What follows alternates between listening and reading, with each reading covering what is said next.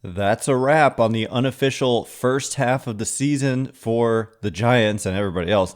And while their position is giving all too familiar vibes, I think there's reason to believe this year it could be different.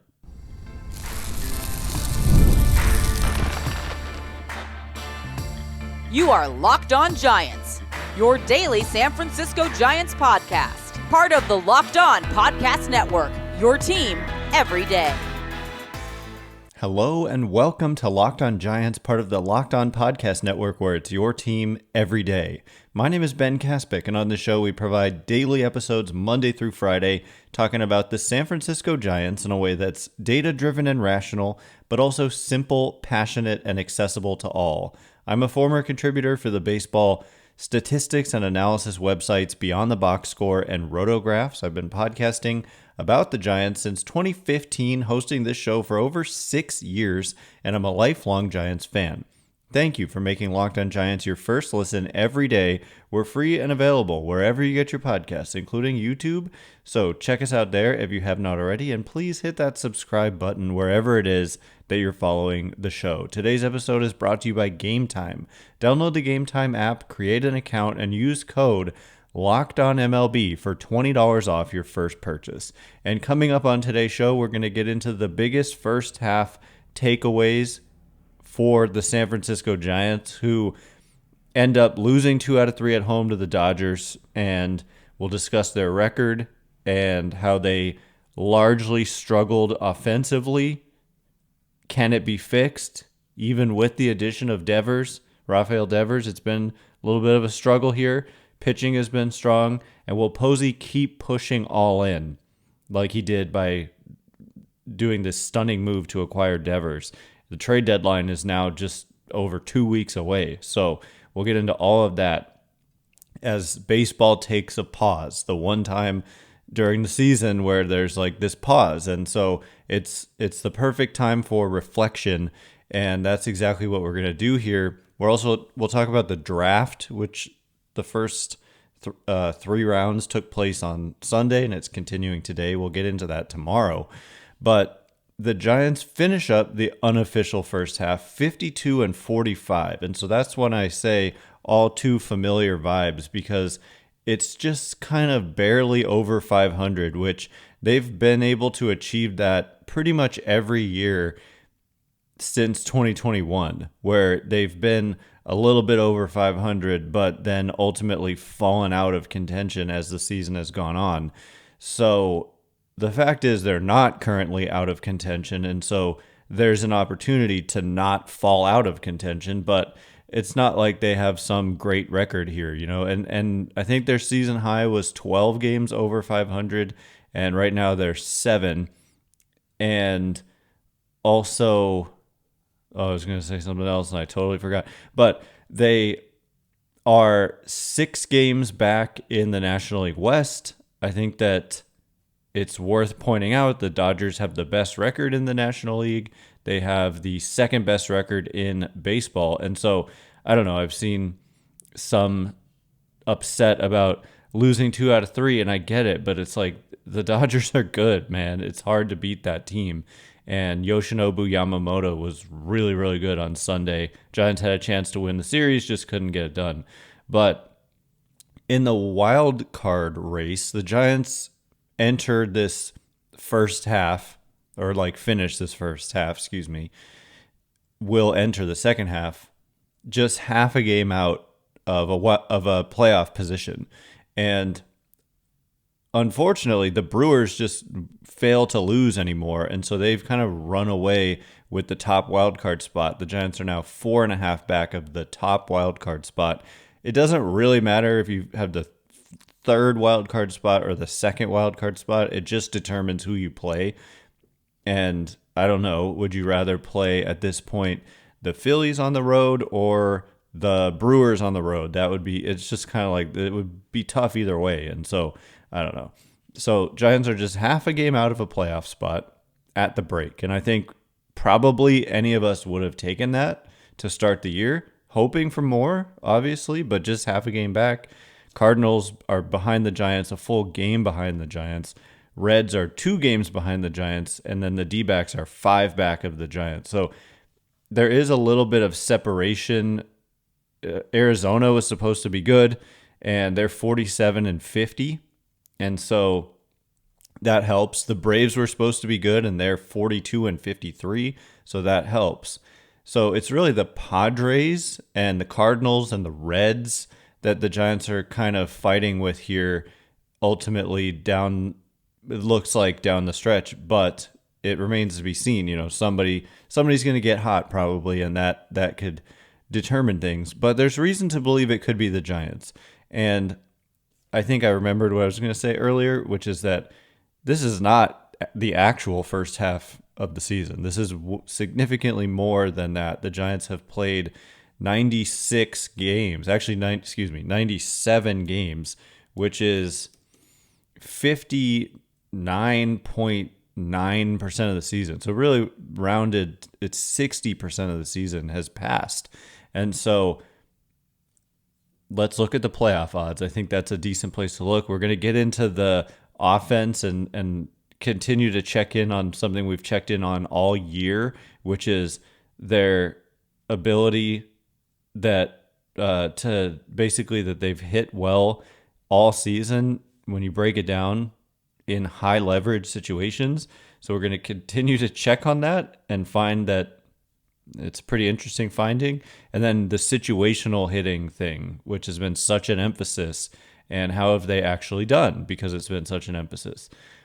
So in terms of playoff odds, it's definitely worth getting into.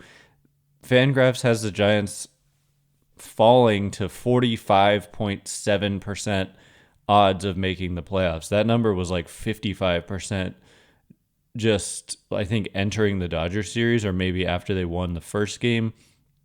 I get it. It's frustrating to lose 2 out of 3 when you win the first one and you're at home. But if you look at the other teams, there's not that many teams with a good chance. Like, there's actually a lot of teams that have very low playoff odds in the National League. Like the Braves, 3.5%. The Cardinals are only given like 29% here. Reds only 11%. And it basically foresees the Giants and Padres battling it out for a playoff spot, and that's kind of where the projection system that FanGraphs has sees this all coming down to, because then there's the Dodgers 99%, the Cubs 94%, the Brewers 83%, and the Phillies and Mets over 85% each. So that would leave like one spot. Like, it's probably going to play out that way, most likely, but we don't know for sure. And this other projection system I like to look at, the Bat X, that one has the Giants at 56% playoff odds and the Padres at 50.5%. And essentially the same thing with the rest of the teams that I just mentioned. So anyway, roughly 50-50. And they've been in that position a lot in recent years where they've approached, they've hovered around 50% playoff odds. So if you do that enough times, I figure eventually you're going to win a coin flip. And baseball is played on the field. This is not actually a coin flip, but if you have decent odds at some point, those will come to fruition. And maybe this is the year. And it's not just a coin flip thing. I think there's reason to believe the Giants could play well enough to make the playoffs in the second half. We'll get into why I think that and much more in just a minute, and before we do. Today's episode of Locked On Giants is brought to you in part by Game Time. We've all been there, logging on early, waiting forever for concert tickets to go on sale, only to lose your spot for a show you've been dying to see. Live music should be about making memories, not dealing with the stress of ticket shopping. That's where Game Time comes in. Game Time makes getting concert tickets faster and easier than ever. Prices actually drop as it gets closer to showtime, and you can save up to 60% with their killer last-minute deals. Ever wonder what your view will actually look like before you buy? The app shows you a panoramic seat view, so there's no surprises. Are you worried about what happens if plans change? The Game Time Guarantee has your back with a cancellation protection feature and more. So take the guesswork out of buying concert and show tickets with Game Time. Download the Game Time app, create an account, and use code LOCKEDONMLB for $20 off your first purchase. Terms apply. Again, create an account and redeem code LOCKEDONMLB for $20 off. Download Game Time today. Last minute tickets, lowest price guaranteed. All right, here we go. We're going to get into I want to really analyze the offense because I think one of the biggest takeaways has been that the offense hasn't done enough.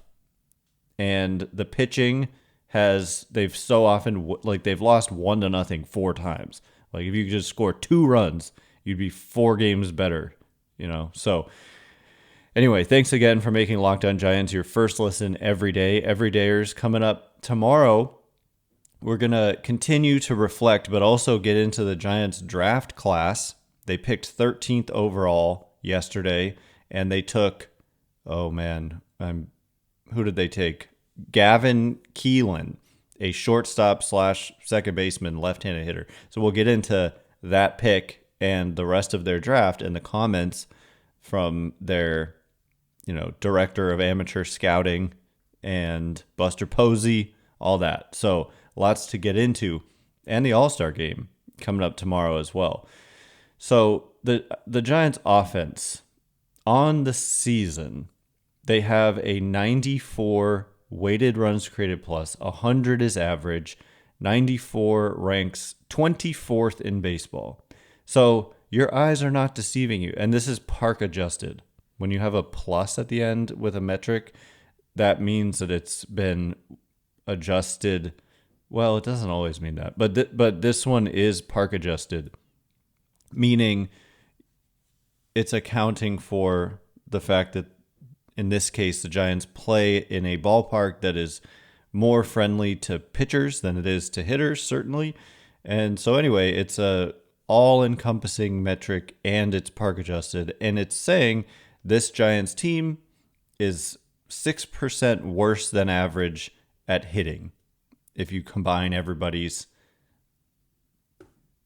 statistics or everybody's performance or everybody's weighted runs created plus. So only the Texas Rangers, Cleveland Guardians, Kansas City Royals, Chicago White Sox, Pittsburgh Pirates, and Colorado Rockies have been worse by this metric. And so that's not ideal. There's really not a single team, I believe, that's even over 500 below the Giants in this category.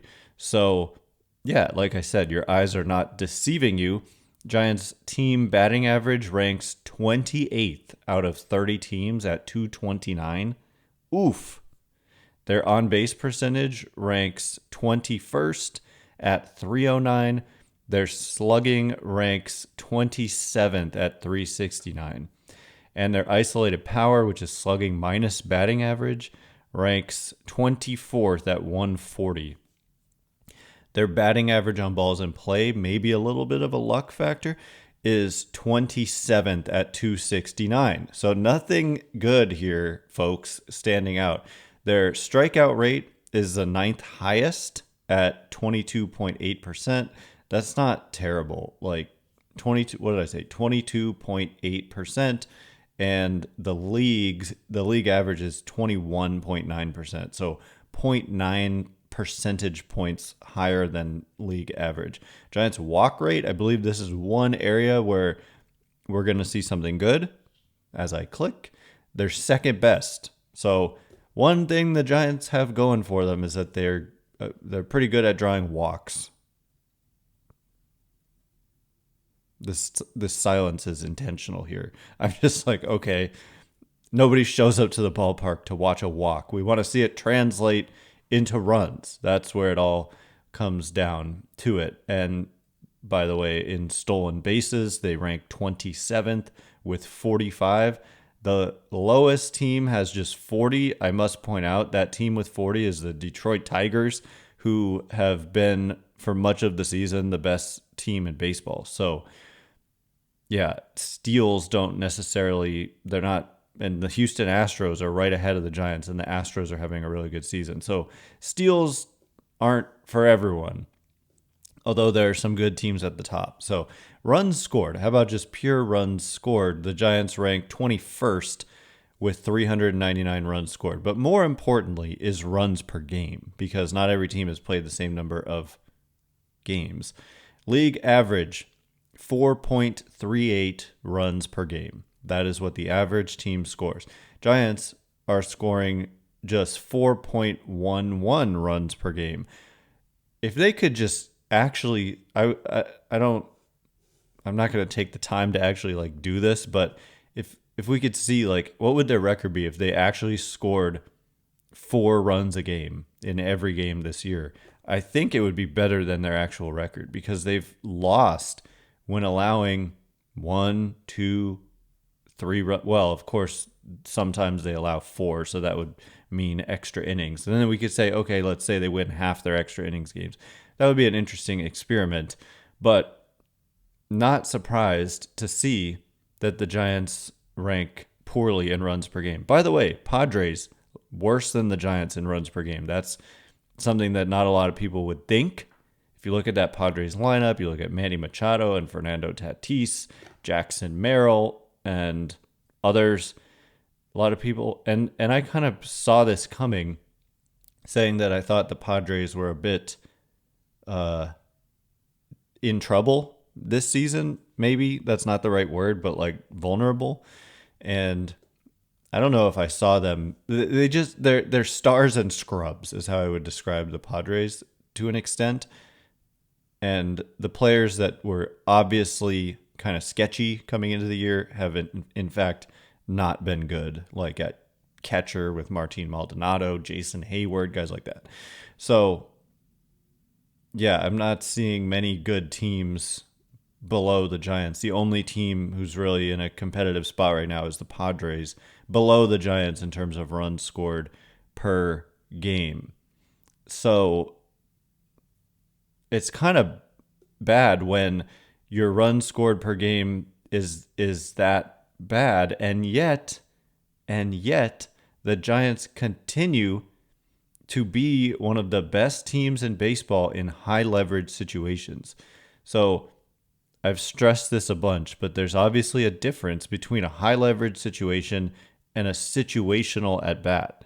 The situational at bat is like what a lot of people focus on when it's kind of more of an old school focus, and it's something that Buster Posey, Randy Wynn, these guys have, like Pat Burrell, brought an emphasis back. It's very old school. It's not something that is really stressed anymore by more modern analytical teams, as far as I understand. But, you know, like runner on third, less than 2 outs, getting a sac fly. A lot of old school thinking is like obsessed with this scenario and it's like they get very frustrated when you don't come through, but average these days for many years is always around 50% of in terms of success getting that guy in. So I think we need to just adjust expectations about how often you get that guy in. About half the time you're going to fail.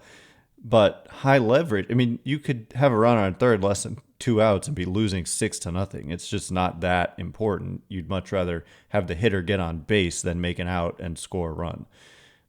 You know, you'd like to score the run, but also get the hitter on base. So anyway, high leverage is different. And that's more important, in my opinion. How do you do in high leverage situations? And the Giants have done very well. They are second best with a 130 weighted runs created plus in high leverage situations, 30% above average offense when it's a high leverage situation this season.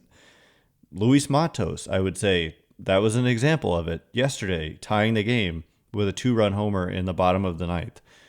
And they've, like, think about Patrick Bailey's inside the park 3-run homer walk-off the other day, or last week or whatever. So on the season, they're hitting 277 with a 360 on base and 468 slugging in these situations with a strikeout rate that's 18.5%, a walk rate that's 12%. The walk rate is fourth best. The strikeout rate is third lowest. Their batting average is fifth highest. Their on-base percentage is first. Their slugging is third. Their isolated power is fourth. Why can't they hit like this all the time? They just haven't. And you could definitely argue that there's just some randomness to this, but I don't know. If they hadn't done this, their record wouldn't be what it is. So that actually is a concerning sign, because I wouldn't expect that they can keep this up. It kind of just feels random, but at the same time, it's carried them to where they are, and they have the strength of their pitching as well, which has been a strength, but it has fallen off recently as well. Although on the season, their pitchers have a 3.52 ERA, which is third best in baseball. Their pitchers have a 3.59 fielding independent pitching, which is second best in baseball. And so largely they have some very good talent at the top with Logan Webb. Robbie Ray has been phenomenal and is an all-star. Randy Rodriguez has been phenomenal in the bullpen and is an all-star. Definitely, to me, maybe you could make the case that Randy Rodriguez should be closing out games, given how sketchy it is on a routine basis, like every time, basically, with Camilo Doval, a lot of walks. And Landon Roop has been a pleasant surprise, having a 3.27 ERA through his first full season as a starter. 19 starts, almost 100 innings, 3.27 ERA. Tyler Rogers has been phenomenal, 1.55 ERA. So the pitching is where I get the optimism for this team. And the question is, will Buster Posey continue to be aggressive with this season? They already made what's likely to be the biggest move of the entire trade deadline season, acquiring Rafael Devers.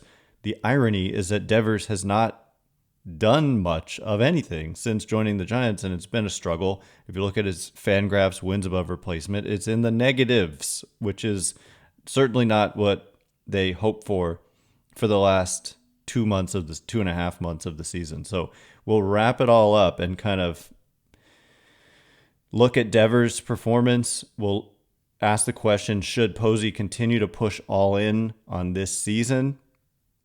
And I want to look at that situational hitting thing as well. So all of that coming up in just a minute. And before we get into it,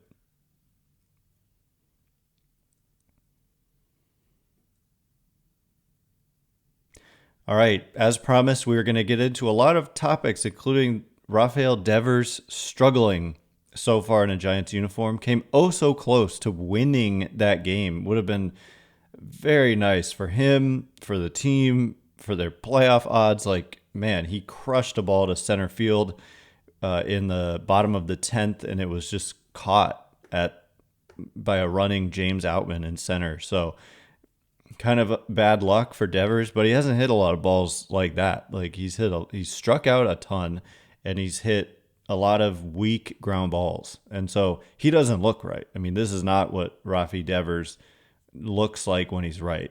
So I did get an answer. For those of you who remember, I said I was going to ask Gabby from Locked On Red Sox about, is Devers streaky? She said, yes, he definitely can be, but when he's on, he can't be stopped. And so that provides part of my reason for hope too, is that at some point, assuming there's some degree of health that Devers has, because we've heard he's dealing with a groin issue, but also now we've heard there's a disc thing going on with his back. And so they've said it mostly affects his base running, which we've seen him be very slow running the bases. So hopefully they don't have any kind of chronic issue on their hands here. They didn't think it would even require an IL stint, and they were giving him medications he had an MRI, and they're hopeful that the All-Star break, helps him a lot. And so hopefully, who knows, maybe that's all he needs, and he comes out and he can't be stopped. Like the host of Locked On Red Sox said that when he's on, he can't be stopped. So, but as of now, Devers has hit just 202 with a 330 on base, which is because he's actually, the one thing he has going for him is that he's walked a lot, 15.6% of the time. That's very high.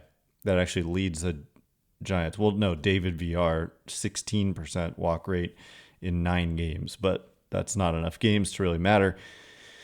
326 slugging. So it's just not been good. It's actually negative 0.3 Fangraphs wins above replacement. But I don't know. We saw Willy Adames in the negatives for a long period to start the season, and now he's been the Giants. For a minute, he was their second best player by Fangraphs wins above replacement. Now he's fallen kind of a little bit behind Patrick Bailey and Jung-Hoo Lee. Yes, believe it or not, Patrick Bailey, because of defense. Number one offensive player has been Matt Chapman in this category, even though he missed a bunch of time. Not a bunch, but, about a month. That's a significant chunk of time. Anyway, situational hitting, I just think a lot of people want to know. I want to know. For the last time we checked, there's a reason we checked, because it was different. They were below average, or roughly average, but a little below, with runners on third, less than 2 outs. What percentage of the time do you score that guy? And league average, as usual, is about 50%. It's 51%. And the Giants are actually now in the top. It looks like they're 10th, just eyeballing it. Yeah, 10th at 52.6%. So there you go. If I'm not sure how much of a difference that really makes in terms of your overall record when league average is 51 and you're at 52.6. I don't know that the situation comes up enough that makes a major difference in your run total and therefore your record. But there you go. Situational hitting, runner on third, less than 2 outs. Giants a little bit above average on the season. And they need to be they need every little run they can get, because they certainly aren't just blowing teams away with multiple 3-run homers a game. So there's also runner on second, nobody out. And the idea is get him to third with less than 2 outs so that you can then hit that coveted sac fly. This is what a lot of people, and myself included, I get frustrated when they don't. Just yesterday, Patrick Bailey leading off the bottom of the 10th with that free runner on second after the Giants did not allow a run in the top of the 10th. Bailey getting that guy to third, I very much was frustrated that he couldn't do it, because if you do it, it's a sac fly situation. But we do know from these numbers, roughly half the time you're not going to be able to get that guy in, at least in the first at bat. Second at bat, you need a hit though, so it's even lower odds. But anyway, Bailey couldn't get him over. But in that situation where it's a runner on second and nobody out, how often do the Giants advance that runner to third? League average rate, it's oddly almost the same as the runner on third situation. It's 50.6%. Rounded, that's 51%. Guess what the Giants are? 50.6%. So Giants are the most average team in baseball in terms of doing this. But again, it doesn't always matter. If it's 8-0, you're winning or you're losing, you don't want to give up an out just to get that guy to third. If you're losing, you'd much rather get on base yourself. You're not going to sacrifice a bunt for sure. You could, but it would be a stupid idea. So this doesn't always matter. It only matters in a game like yesterday, where that one run makes all the difference. If they could have just scored that one run, they would have won the game. And so it matters in very specific circumstances, but not all the time. And anyway, let's just talk about the number of opportunities they've had in these situations. Giants have had a little bit more than average opportunities with a runner on second, no outs. League average is 154 opportunities. Giants have had 156. And so that's somewhat surprising given that their offense, and it's not about run scoring, it's context neutral offense, has been below average. So is their run scoring. But somehow they've had a runner on second with no outs more than the average amount of times. And then how about a runner on third with less than 2 outs? They have had a runner on third less than 2 outs a little bit more than the average number of times at 190, and the average is 185. So there you have it. I just think with Matt Chapman healthy, hopefully the rest of the way, with Jung-Hoo Lee hopefully able to rebound after a kind of miserable couple of months, and he showed signs, with Willy Adames being historically a second half player, and he's definitely showed signs of that, heating up after a really cold start, and then with Rafael Devers being Rafael Devers, because this is not the normal Rafael Devers, that it gives the Giants a lot of potential if their pitching can keep doing what it's done in the second half of the season, or the last 40% of the season, I should say. But the big question is, should Buster Posey continue to push all in with this team this year? And I say it depends on how they do coming out of the gates. And I think it'll be, instead of trying to, well, I mean, last time they were just so aggressive with getting Devers like as soon as possible. I wouldn't be upset if they went out and did something sooner rather than later, but I'm not sure that they will do that. My opinion is like you kind of always should go for it if you have a shot. I don't want to like punt on a season or sell, but if they stumbled dramatically out of the gates like we have seen in some years, I think it was 2022, where they lost like a bunch of games in a row to coming out of the All-Star break. Right now they go to Toronto, a team that's played really well lately. They go to Atlanta, a team that has struggled but is still talented. And then they come home and play the Mets, who are good. And then they play the Pirates, and then it's the trade deadline. So those games really matter. I think that they're kind of at a tipping point. Which direction do they go? And that will probably influence how aggressive they are. But I would expect Buster Posey to be more aggressive than Farhan Zaidi at the trade deadline. We've already seen an example of it with Devers. I don't think you're going to see anything quite like that again this trade deadline, but I think it'll be a more eventful deadline than it has been in recent years.